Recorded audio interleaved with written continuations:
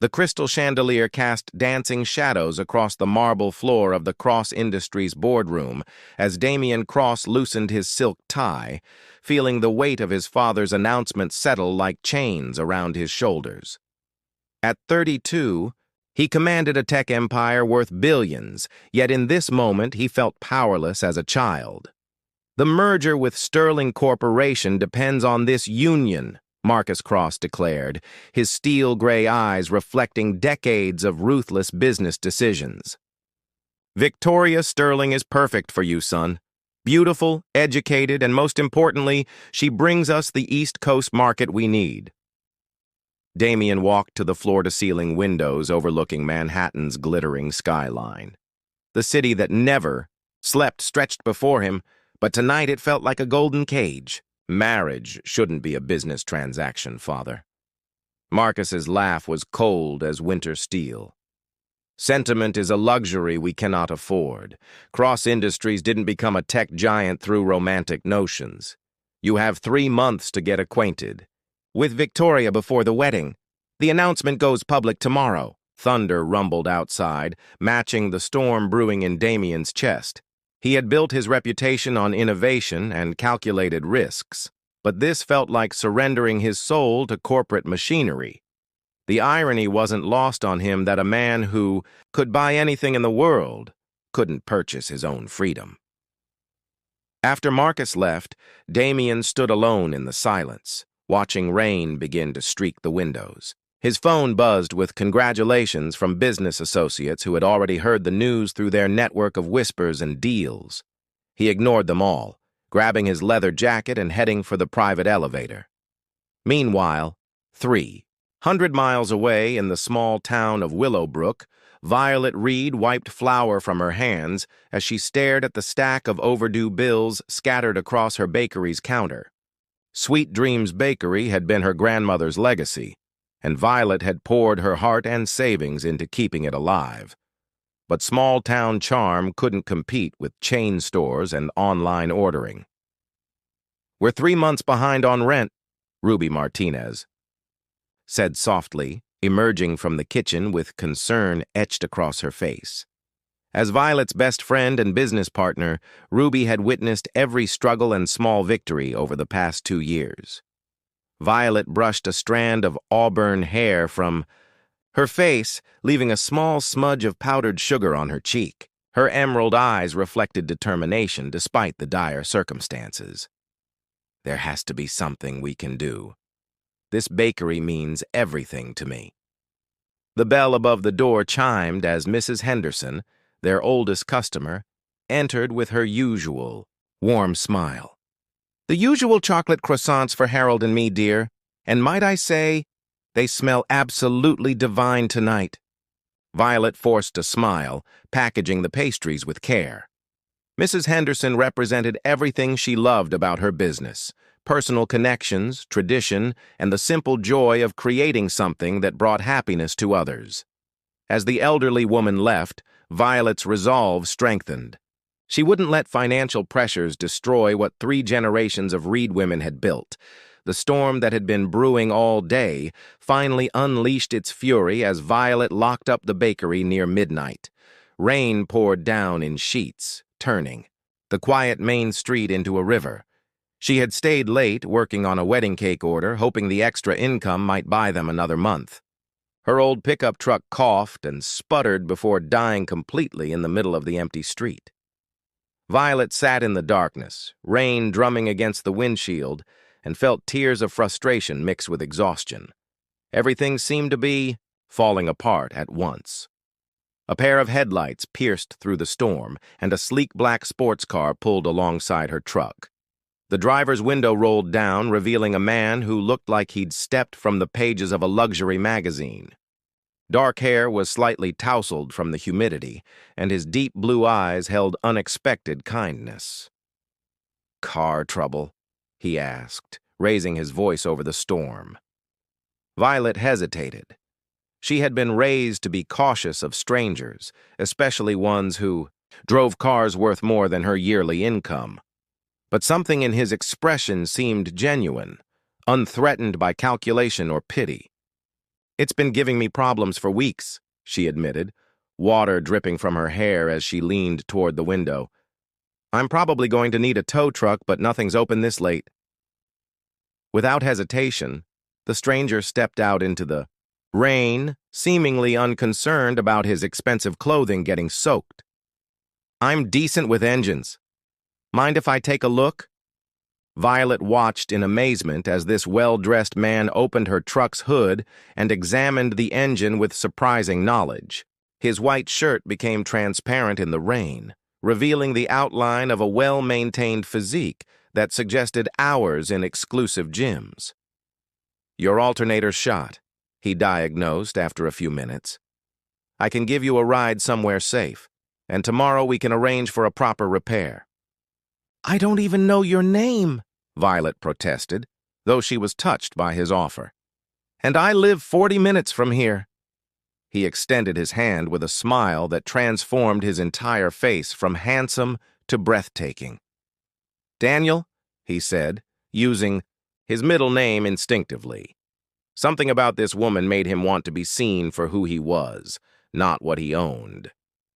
And 40 minutes in good company sounds better than standing in a storm. Violet felt an unexpected flutter in her stomach as she shook his hand. His grip was firm and warm, sending electricity up her arm that had nothing to do with the lightning flashing overhead. Violet, and thank you, but I couldn't impose. It's not an imposition if I'm offering, Daniel replied gently. Besides, my mother raised me never to leave a lady stranded in a storm. The sincerity in his voice convinced her more than any argument could have. Violet gathered her purse and locked the truck, allowing Daniel to escort her to his car. The interior was luxurious beyond anything she had ever experienced, with leather seats softer than her best dress and technology that seemed futuristic. As they drove through the storm, conversation flowed with surprising ease.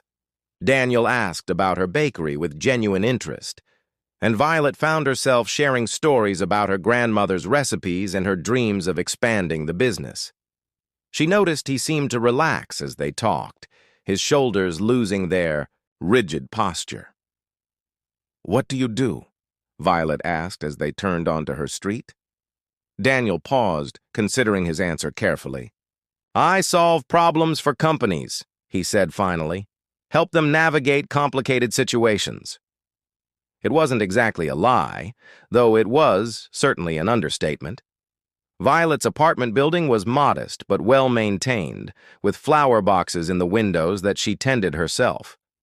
As they sat in the car, neither seemed eager for the evening to end. Thank you for rescuing me, Violet said softly. You didn't have to go out of your way for a stranger. Maybe we won't be strangers much longer, Daniel replied, his voice carrying a hope he hadn't felt in years. Would you like to have coffee sometime, when the weather's better? Violet studied his face in the dim light from the dashboard. There was something about him that intrigued her beyond his obvious attractiveness. He seemed genuine in a way that was rare in her experience, yet she sensed layers of complexity beneath the surface. I'd like that, she agreed, giving him her phone number. But I should warn you, I make better coffee than I drink coffee. Daniel laughed, the sound rich and unguarded. I'll take that risk. As Violet disappeared into her building, Daniel sat in his car watching her go. For the first time in months, thoughts of the arranged marriage faded from his mind. This woman, with flower-dusted hands and genuine smiles, had awakened something he thought he'd lost forever, the possibility of choosing his own path. He didn't know her last name, her background, or anything about her world beyond tonight's conversation. But as he drove back toward the city through the clearing storm, Damian Cross found himself counting the hours until he could see Violet, Reed again. The collision of their two worlds had begun with a broken-down truck and a stormy night. Neither could imagine how completely their lives were about to change or the forces that would soon try to tear them apart. 3 days after the storm, Violet received a phone call that changed everything. A corporate catering order for 500 pastries payment in advance, with a delivery address to Cross Industries' Manhattan headquarters. The caller claimed to be from their events department, but something about the timing felt too convenient to be coincidence. "This order will save us," Ruby whispered as they hung up the phone, eyes wide with disbelief. $5,000, Violet. We can pay rent and have enough left over for new equipment." Violet stared at the order form, her heart racing with a mixture of excitement and suspicion. She had barely slept since meeting Daniel, replaying their conversation and the way her skin had tingled when he touched her hand. Now, this miraculous order arrives from a company with a similar name to his alias. "Something feels off about this," she murmured, though she couldn't deny they desperately needed the money. Corporate orders usually come through procurement departments, not random phone calls. Ruby grabbed her shoulders gently.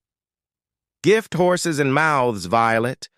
Maybe the universe is finally giving us a break." Meanwhile, in his corner office 40 floors above Manhattan, Damien stared at his phone, debating whether to call Violet. He had instructed his assistant to place the catering order using a shell department, knowing she would never accept direct charity. The woman who had shared her dreams in his car 3 nights ago had too much pride to take handouts, but perhaps she would accept earned business. His father's voice echoed from the doorway, sharp with disapproval. "The Sterling family expects you at dinner tonight. Victoria is flying in from Boston specifically to meet you." Damien didn't turn from the window where he watched the city bustle below. "I'll be there." "Your enthusiasm is overwhelming," Marcus said dryly, entering the office and closing the door. "This attitude needs to change, Damien. Victoria Sterling is not some random socialite.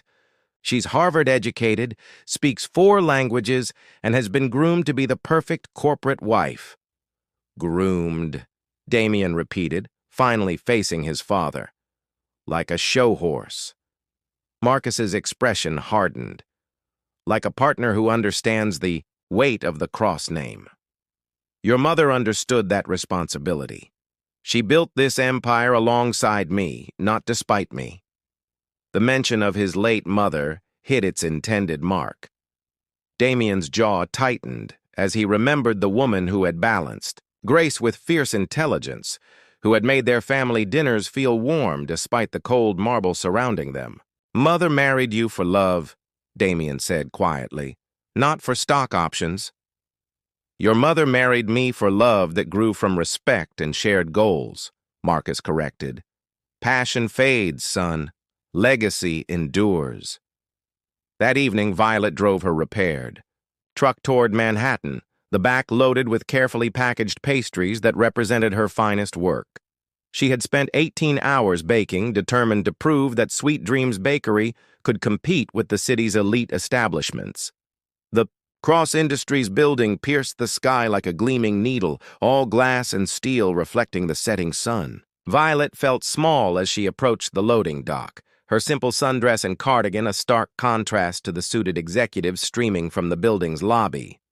"Delivery for Cross Industries Catering," she told the security guard, who directed her to a service elevator. As the floors climbed past her, Violet wondered if Daniel worked somewhere in this massive tower. The thought made her palms sweat with nervous anticipation. The 40th floor executive kitchen was larger than her entire bakery, equipped with industrial ovens and gleaming surfaces that reflected her nervous face. A woman in an expensive suit approached, her smile polite but measuring. "You must be from Sweet Dreams," the woman said. "I'm Jessica, executive assistant to Mr. Cross. The pastries look absolutely divine." "Thank you," Violet replied, carefully arranging the displays. "I hope your event goes well." "Actually," Jessica said casually, "Mr. Cross wanted to personally thank the baker. He's very particular about quality, and these exceeded expectations." Before Violet could protest, Jessica was leading her toward a private elevator, past security, checkpoints, and through corridors lined with abstract art worth more than most people's homes. Violet's heart hammered against her ribs as they approached massive double doors marked with the Cross Industries logo. "Mr. Cross," Jessica announced as they entered, "the baker from Sweet Dreams is here."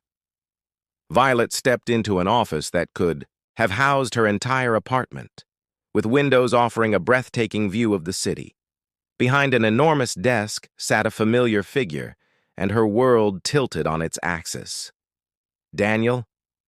Damien rose slowly, his face a mixture of guilt and longing. Gone was the casually dressed man from the storm. In his place stood a figure of corporate power, wearing a suit that probably cost more than her monthly income, his dark hair perfectly styled, his blue eyes now carrying the weight of secrets. "Hello, Violet." The silence stretched between them as Jessica quietly left, closing the doors behind her. Violet felt as though she were drowning in the space between who she thought he was and who he actually was. "You're not just Daniel who fixes engines," she said, her voice barely above a whisper. "No," he admitted, moving around the desk but keeping his distance. "I'm Damien Cross, CEO of Cross Industries." Violet's hand flew to her mouth as the implications crashed over her. "The catering order, you arranged it. Your bakery needed help. You lied to me." The words cut through the air like broken glass. "Everything you said, everything we talked about, it was all built on lies." Damien stepped closer, desperate to make her understand. "I never lied about anything that mattered. My feelings, our conversation, the way I felt when I was with you. That was all real." "Your feelings?" Violet laughed bitterly, backing toward the door. "You're engaged to be married. I saw the announcement in this morning's paper. Victoria Sterling, heiress to Sterling Corporation. Congratulations."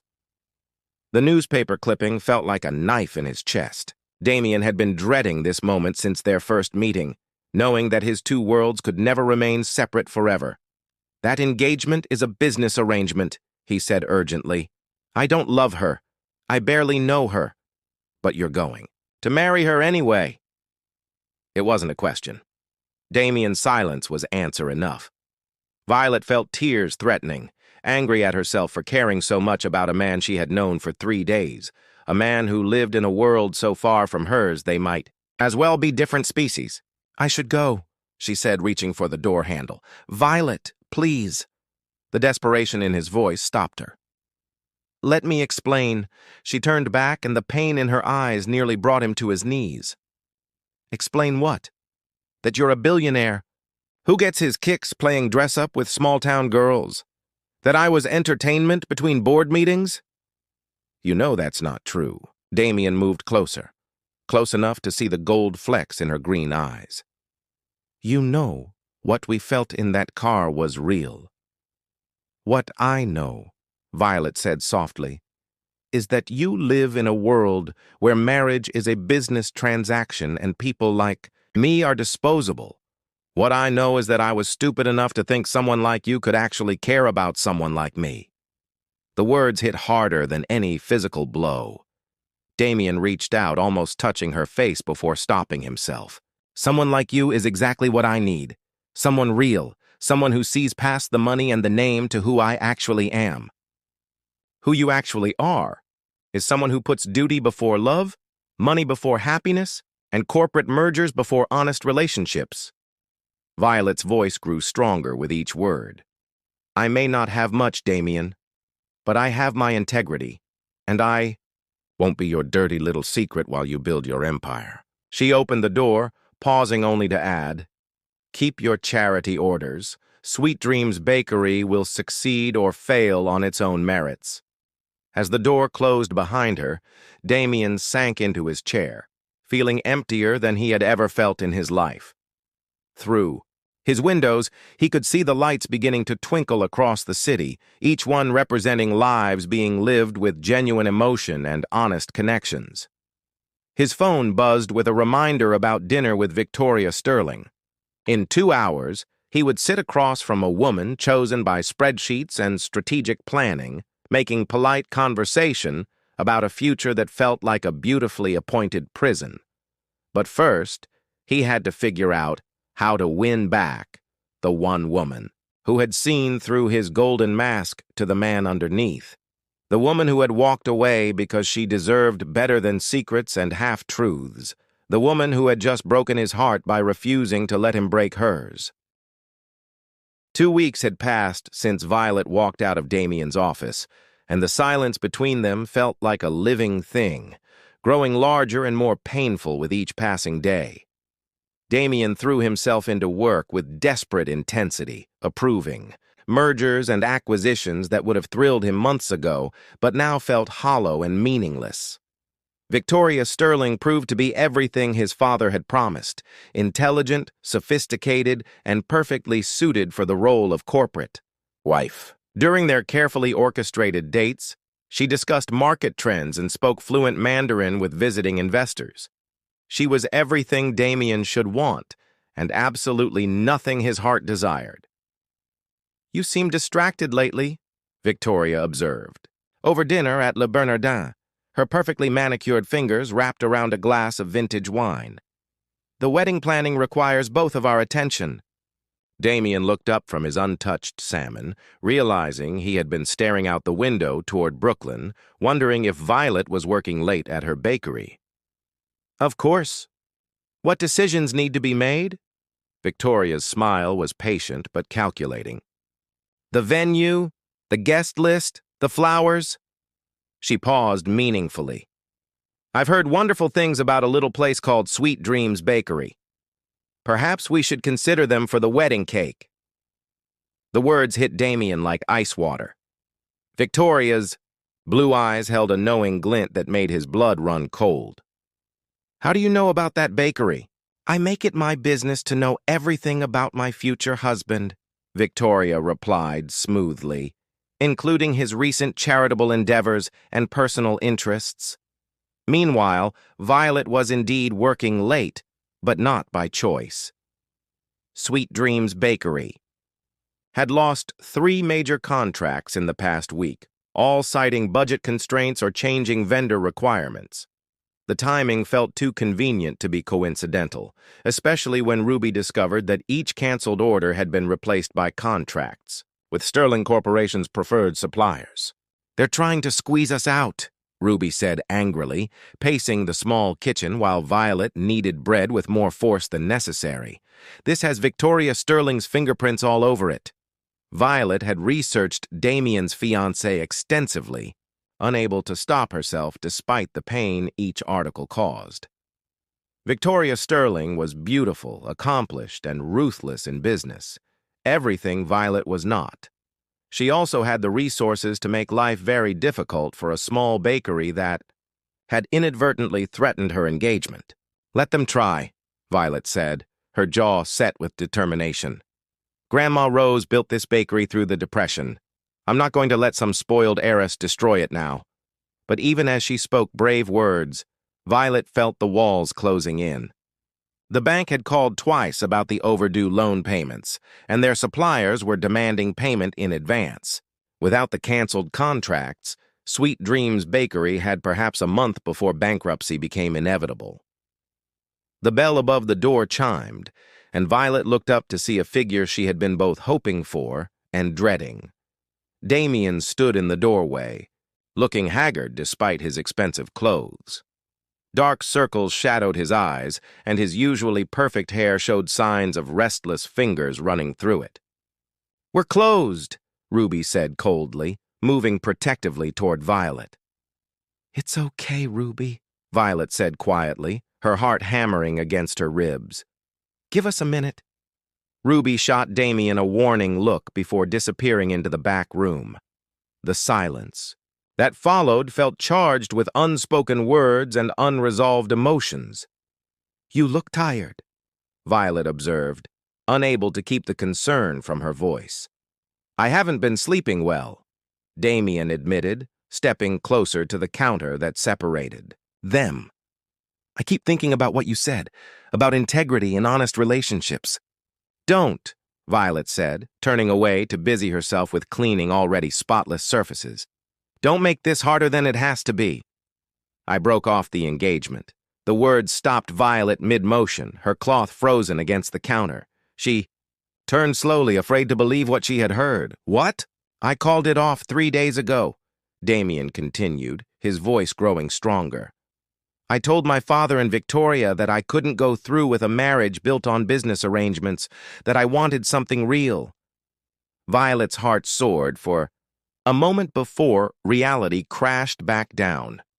Your father must be furious. Furious doesn't begin to cover it. Damien laughed bitterly.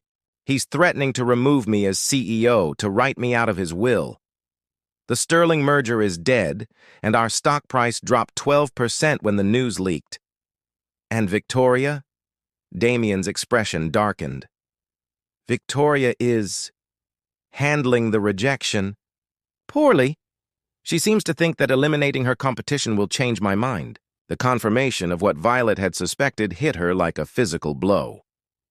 The canceled contracts. She's trying to destroy my business. I didn't know until yesterday, Damien said urgently, moving around the counter toward her. When I found out, I called every client personally to reinstate the orders. But Victoria has more resources than I anticipated. Violet backed away from his approach, her emotions a whirlwind of hope, anger, and fear. So you called off your engagement for me? A woman you barely know? I know enough, Damien said softly, stopping just out of reach. I know you make coffee that tastes like heaven, and you worry about elderly customers who can't afford their usual orders. I know you inherited your grandmother's strength and your mother's kindness. I know that in 3 conversations you've shown me more genuine affection than I've received in 32 years of life. Tears gathered in Violet's eyes. As his words washed over her, Damien, I know that I would rather lose everything I have than lose the chance to be with you, he continued, his voice breaking slightly. I know that when I'm with you, I'm not the Cross Industries CEO or the billionaire heir. I'm just a man who's completely, desperately in love with a woman who makes him want to be better. The words hung in the air between them, raw and honest and terrifying in their vulnerability. Violet felt her carefully constructed walls crumbling as she looked into his eyes and saw the truth there. I'm scared, she whispered. So am I, Damien admitted, taking a tentative step closer. I've never felt this way about anyone. I've never put my heart before my head or chosen love over logic. But you're worth the risk, Violet. You're worth everything. Before she could second-guess herself, Violet closed the distance between them, rising on her toes to press her lips to his. The kiss was soft at first, tentative, then deeper as 2 weeks of longing and denial poured out between them. Damien's arms came around her waist, pulling her against him, as if he never wanted to let her go.